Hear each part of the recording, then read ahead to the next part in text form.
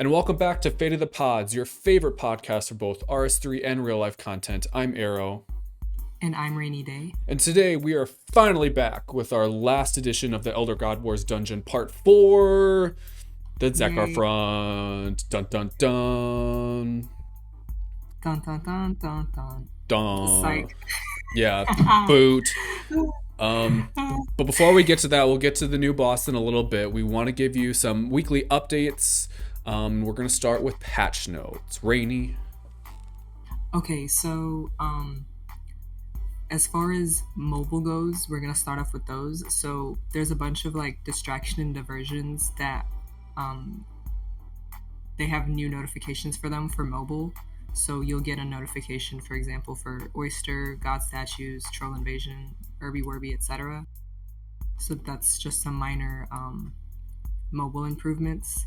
And we move on to fixes. There's a lot of good ones. The first one, one of the bigger ones, is you can no longer die while standing in Death's office, so you're safe. Because I remember the double death thing happening when Carapac came out. Yes. And like, imagine losing your items for that. Like, I would probably cry. But imagine being Death, watching you die, and then die again right in front of you. Yeah. Ugh. Like, goals. We need to tax the rich being Death. The ultimate capitalist. Yeah. So another one is for the the Shadow Pontifex ring used to work for the Arc Glacier while it was in the bank, but now you need to have it in your inventory for that extra 10% protection prayer one. So that's pretty big. And we'll mention the Shadow Pontifex ring again here shortly when we get to the Tzekhaar front, because there are some big updates with this being the last front to come out. Moving on, the Croesus front has also an update and fix this week. If anyone who's done the Croesus boss knows, there's two different paths you can take as you kind of go around the square of the arena, and two of the paths are glowing mushrooms that you have to like climb over. And on day like 1.5 when the boss came out, I talked about this on our last podcast for God Wars Dungeon Part 3 on Croesus. But anyway, on like the first day and a half that it came out, it was working correctly where like, or quote quote correctly, was working how it was originally intended to, where every like 30 seconds to a minute the mushrooms would change.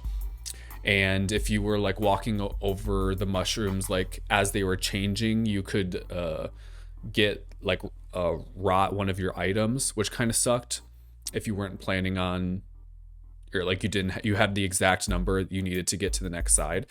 But now they have changed it where the mushrooms are not going to change in the instance encounter. So that'll be really nice, that you don't have to worry about it flipping on you as you're going over. So you don't have to get one extra just in case you poorly time it. So that's nice. Big thumbs up. Yes. And another one is, we talked about this last week, but the Prime Aura, when you claimed it from like the Twitch Prime thingy, you're supposed to have it forever. It wasn't an aura that ended after the Twitch promotion, but you can find it in Diango's shop or your bank interface if it's been removed from your bank, and you get it back. So if you claimed it, you have it. And it's good. Just if you're a skiller. Like, this is super random, but whenever I hear Diango or see Diango, like the name of it, I always automatically think like Dora the Explorer's like cousin or brother, whatever Diego was. I always think, I like picture like this is Diego from Dora the Explorer in the game, and like this is his job. He had a job, but the bank update kind of fired him because you don't even need to go to him anymore. So poor man's needs a job. the definition of get a job. Anyway, next on our list is the new marketplace items. which look pretty cool, Rainy. Yes. So they're they're all kind of spooky. So there's the Tithe Collector robes, or Tithe Collector's robe, excuse me. So it has like the full outfit, including a scythe. And if you're a member, it costs 195 rune coins. If you're a non-member, it costs 216. Looks pretty sick. So if you're interested, go check it out. And there is a spooky familiar known as the Pumpkin Pet, which costs 135 rune coins if you're a member and 150 if you're not. So cool stuff. And also, moving on, we have the Prime Gaming thing promotion, which is still up. Woo! You can get the Squashua pet, which is looks pretty cool. It's super It's cool. just it's a fun little familiar pet, and I think you also get 7 days of free membership too. Yes. So pretty good. It's a cool pet. It's a purple pumpkin with like a lime greenish tongue, and what's cool about it is when you walk, it like bounces pretty high in the air. Like its walk animation's really cool. So if you haven't, go pick up your Prime Gaming little gift through Twitch. Squashua is a pretty cool name too for it. So Yes. Last but not least, Rainy, before we get to the big yes. Tzekhaar.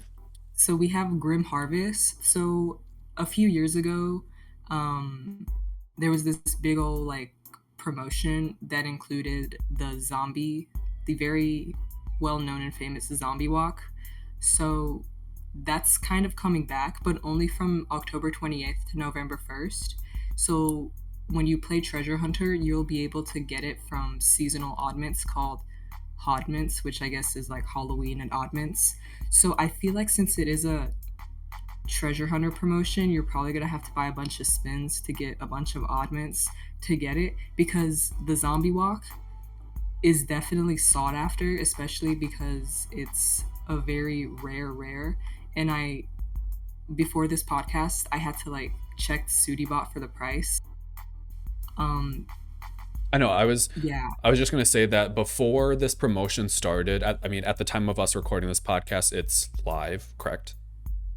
I'm assuming so. correct. Yeah, Before this promotion, it was like what, $7 bill, and yeah. Like I'm checking SudiBot, and 4 weeks ago, somebody bought it for 10 bill. oh my Somebody gosh, sold it for 8.5, and all these prices like there's a like it shows as long as like 28 weeks ago it sold for like 7 bill, but there were two insta sales for like max max cash. cash, yeah. Yeah, Well, I saw those in like I use one of the Discord chats for SudiBot too, and I saw like a bunch of people price checking it, and I was like, maybe people are just trying to get into the big spooky spirit and want Halloween walk or the zombie walk for this week because it's Halloween. I was like, damn, that's pretty hard if you just want the zombie walk because it's spooky time. But I'm guessing now that people are getting them in game and are wondering how much they're selling for. yeah, because I remember when it originally came out, it was like a the treasure hunter promotion was some like a checkbox thing where you like do certain activities to get stuff. um I'm pretty sure it was still you still kind of had to probably do more than the daily free keys that they Oh give yeah, you for to sure. get the pet to get the stuff. Is it the plague doctor stuff? Because I'm seeing the Yeah, it's. okay. I think it's like it's a reimagined version of what that treasure hunter promotion was the time it initially came out. Yeah, so it's cool that they're bringing it back, because I'm pretty sure a lot of people that like collect these like tokens and Oh, for stuff sure. they're pissed. But yeah, it's a cool walk though. I've always wanted it, and yeah, I It won't be is. too upset if I don't get it, but it'd be cool to have. It'd be super cool to have for sure. Okay, let's talk about it. Front number 4, the Tzekhaar front. Um, we have brought old school's favorite boss, Tzekhaar. I'm gonna mess up all these names. The Tzekhaar, whatever. It's Zuck, so we're just gonna call him Zuck.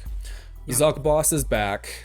Brought back from old school, not really, but reimagined. They talked about how he has some different lore than he does in old school. I wasn't really listening. If you're into that, there's like the RS Wiki has a lot of his backstory if you're interested in reading up on it. I'm not one of those people. all There's the also a cutscene too in yeah. the game. So Oh, I will say, I guess before the music for the waves and the boss fight, they're really good. They did a really good job with like the voice absolutely. department. Um, so I guess where do we even start? Should we start with what it is or like the rewards, blah blah blah? Probably what it is first. Okay. So it is a we all know the fight waves, the fight kiln, and now we have like a mini version of that with our Zuck boss fight here. It is 18 waves, with Zuck being the last wave on wave 18. And essentially, you run through all the waves like you do in any other of the fight variations and kill him at the end. What Only this time, sorry to cut you off. Unlike the cave and the kiln, both normal and hard mode encounters for Zek or Zuck, excuse me, are not safe. So if you die, you will be death will be seeing you. Yes. Please take advantage. I would say more than any other of the God Wars Dungeon 3 bosses, this is the one you're going to want to take advantage of the free death week. Or maybe it's just because I've died them more than No, the other ones. definitely. Like even though there are like known safe spots, which is definitely a good thing, you can still get clapped pretty hard. Yes. So, what is nice, however, about this compared to the fight waves and fight kiln, there are checkpoints in both normal mode and hard mode that if you reach a checkpoint on a certain wave and you die, you will come back or have the option to come back to that checkpoint. So that's nice that you don't have to run it constantly. If you were to die on Zuck Boss, you don't have to do all 18 waves again. Yeah, only you don't get a timer if you like teleport out or you die, Right. which is fine unless you're like really into PRs. Right.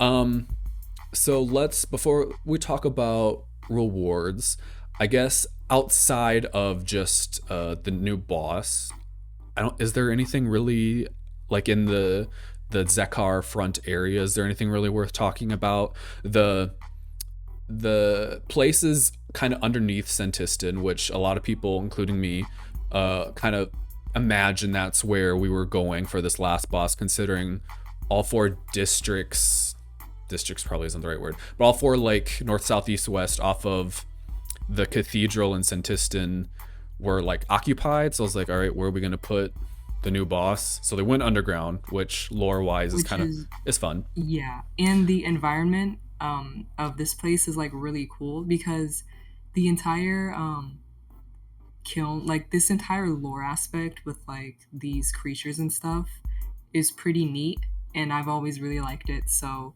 to see, even though there's like some of like I'm not a big fan of the way the capes look personally, but the environment and the boss itself, they look really cool. Yeah, definitely agreed. And if you haven't watched the preview trailer that's I'm sure on YouTube somewhere or in the RuneScape Twitch stream, I would definitely watch that because it's pretty cool how they break it all down, and they really give big shout outs to their design department and whoever else goes into the creation of the front that we get to see. They kind of broke it down how they created everything, so that's super cool if you want to check that out. Essentially, the Tzekhaar, if we go back, we started with just the Tsar, and then when the kiln came out, we had the Tzekhaar. I'm not going to say any of these right, but now we have the Tzekhaar, which is like the greatest version of the same monsters that we've seen. So those are just kind of walking around in the Tzekhaar front area. There's a thing's called an alchemist's chest, and you can get alchemist key drops from the boss fight in the waves, and it kind of works similarly to the Prif chest, where if like you put in a key and you get a random item out of it. Oh, cool. Is it similar to crystal keys, or is that what you're talking about? Or is that something Yes. entirely different? Okay. No, that's what I'm talking about. The one in like Ireworth district. And yeah, and Taverley too. Yeah. I don't know if the drops are like super great if you have like a 1 in super rare chance at getting, like a rare armor or anything, but there's chances at getting better loot than what the keys are worth. But other than that, let's get to the boss fight. Yes. So unlike our previous God Wars Dungeon 3 podcasts, we are not going to be going live in game to kind of talk it out, just because one, going through all of the waves would like alone take us, even if we didn't die, would take us like at least 30 minutes, and that's just not feasible, and I don't want to do that right now anyway. That's one. Two, neither Rainier and I have done a kill yet. We delayed this podcast today to see if either of us could get a kill to maybe talk about it more, but I ain't the one. Sorry. I'm not Sorry. But I am glad that you don't have to complete the entire run to get a big drop at the end. Like, yes. You get drops as you're doing it, and it is the chest system. So even if you die, like, your chest probably still has some similar concept to like the elite dungeons. Right. So you're getting all of the common loot that you would get from like the previous God Wars Dungeon 3 bosses, including manuscripts. So you can rack up some good money that way if you just wanted to do the waves, or you died and can't do the boss like myself. But only the good drops or the rares, uniques, are from completion of the boss kill, actually killing Tzekhaar. And on that list of drops that you can get, the Scripture of Full, which is basically a mini Zerk in a way that does stack with other damage increasing thingy, whatever you have like in game. Zerk auras and stuff. Yep. So there's that. There's the Magma Tempest ability codex, which, short of the T95 dual wield melee, is pretty expensive. I saw it was like 1.5 bill going for right now at the time of this podcast. Damn, that's pretty good. I don't even know what that does. Let me click on so I can tell you guys. Magma Tempest ability. Okay. So it creates a storm of fire and earth. Creates a 5x5 damaging area centered at a target or selected tile. You have 5 to 25% ability damage every 1.2 seconds over 9.6 seconds. So that'll hit, what's that math? 7 times? Damages up to 25 targets in the area, and revolution mode will not trigger this. Revolution mode will not trigger this ability. So I don't know what you could use that for, but I'm guessing people like it because it is going for a lot. Yeah. One unique thing about this waveform versus the two that came before it, if you're able to do a flawless run, which means you do not die from start to killing Tzekhaar, you will get an Igneous Stone, which is the upgrade for the Kiln Capes. And Rainy, do you have anything to say about the designs of these capes? I feel like they need some reworking. I think both the Fire Cape, when it was the best cape, looked pretty amazing, and also the Kiln Capes, they look pretty damn sick. But this one, it's kind of too big. I remember telling you, like, damn, this kind of looks like a blanket, and it kind of does. It's too like blocky, I feel like they could have done a better job with the capes, in my opinion, but it's fine. What the capes do is really good, but I will not be showing it off ever. I don't think I can kill this boss at the moment. Damn right. Like a flawless run in hard mode can't beat me right now, but I do hope I get the kills eventually, but for now the capes aren't looking hot. Yes. So doing a flawless run in normal mode will give you this Igneous Stone and unlock hard mode for you. Hard mode is the same number of waves, The monsters will hit harder, have more HP. There's a little bit of nuance with like the challenges in each, or the challenges. There's 3 challenges in each of the normal mode and hard mode, and after them is like checkpoints. And then the Zuck boss has some different mechanics that I haven't done hard mode, so I can't really speak to, but generally is just a buffed version of the normal mode. The big hitter obviously is the new T95. I think I said dual wield before, but it's two-handed melee weapon called the Tzekhaar. I don't know if that how it, whatever. Anyway, it's currently at the time of this podcast, SudiBot doesn't even have a price on it. So I don't know how many people actually have it or have bought it in game. At least none that have reported to SudiBot, because the price for it says 0 right now.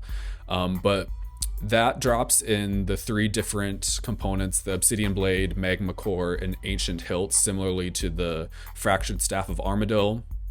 Put them together to get your item. And that weapon spec is called Igneous Cleave. It hits their target for, it's essentially like a super bleed. It's 62 to 190% of initial damage, inflicting a bleed of 6 seconds. The first hit of the bleed does whatever. It's just a bleed essentially. And it looks, I don't know, I'm not a super fan of the design of it personally.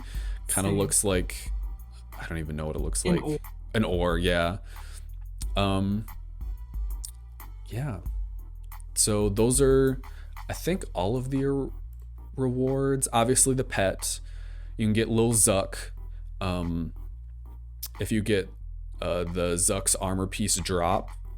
And then also there are RuneScore achievements called Make My Way, I'm Coming Through, and Excuse Me, That's My Seat for normal mode and hard mode respectively. And those are just completing a flawless run through both the wave modes. So if you're someone who's an achievement hunter, best of luck. Yes, good luck and God bless. Also, another thing, Haraken does appear in these waves, and the good thing is that you have a chance at pat for killing Haraken in this, like, in the Zuck encounter.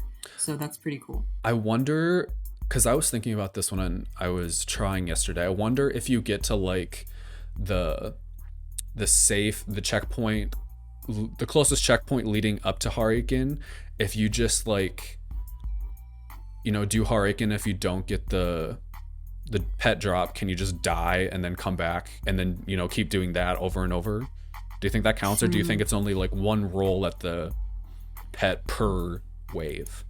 That's a good point, but I guess the best way to figure that out is like try it and like keep track of your kill count for Haraken. True. So that's a good thing. But if they're like, no, dumbass, you can only kill it once per wave, and then be like, okay, sorry. But that could be cool. So I guess with that, we have concluded. I'm assuming we haven't heard anything if there's going to be a next or Telos version of God Wars Dungeon 3. I mean, where could they put it? Like, what location? Because you know how like Telos is in the middle of everything, and Nex is somewhere like, she's in an ancient prison, but it's, since they've used all 4 spaces in God Wars Dungeon 1, she probably has her own unique section. But I wonder what it would be, or where it would be, rather. Yeah, I don't know. I don't think they've said anything about a possible 5th boss. Then again, like, Nex came out years after God Wars Dungeon 1 came out, so it's always something they can keep in their back pocket.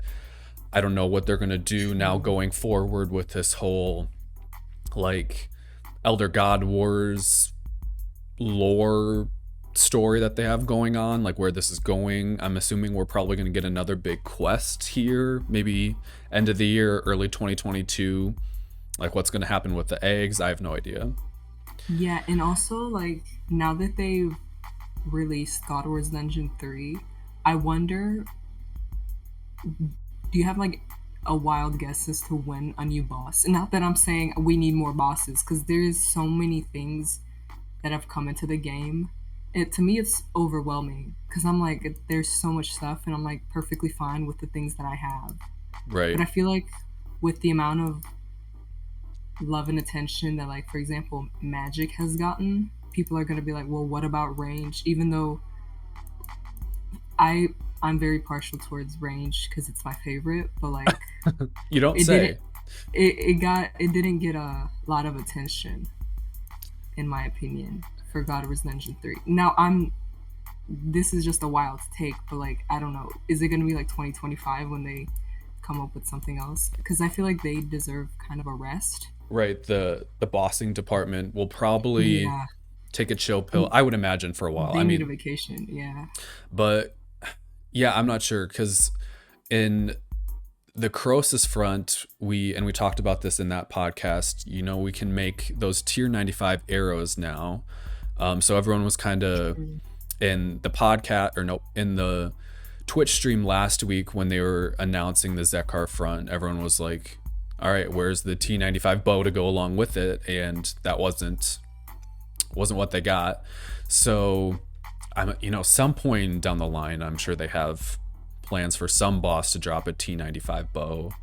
But Yeah, and to be fair, the thing with melee is that as good as it is for like burst damage in a short period of time, there's no way compared to like range and mage for you to gain adrenaline from melee abilities. Like there's right. nothing that gives you more adrenaline. But yeah. So we will have to see where the future of the Elder God Wars goes. I'm excited. This has been a fun little series that we've put together. Yes. May or may not have a part 5. We will see, maybe before the end of this year. I don't know. But we've had fun exploring the new God Wars Dungeon 3 with you guys. If you had to pick your favorite, what would you pick, Rainy? You know, damn, this is a really good question. They're all really good, but I would probably have to say Carapac, because normal mode for me, I can definitely do it, and then hard mode, it's fun doing it in a trio. I don't see myself ever doing hard mode in a solo. That's just out of my expertise. But Carapac is pretty fun. Arc Glacier is fun until it starts killing me. And yeah, this boss is really cool too. Simply for me, it's mainly because like if I die, like my chest is still there with stuff. Right. I would have to say my favorite was Croesus. Shocker for the non-PVMer, just pick the scaling boss, but no, it is a cool boss, and I once again will mention it. Him getting his last pet for Master of All, he deserved to make as much money as he did from a new boss that was released. So yeah. Thank you. Well, thank you guys for joining us in this. Also, join our Discord. Yes. Join our Discord. Fate of the Pods. The link will be in the description box. Yes. Yeah. And for those of you still listening, at the time of this podcast, this Saturday, Fate of the Pods will be releasing a little musical number. Let's just say that. So make sure you stay tuned. And check back in this Saturday, October 30th at noon Eastern time for a nice little switch up from our regular podcasts. Yes, definitely. Well, thank you again. And like always, keep the fate. Keep the fate. Bye. Bye.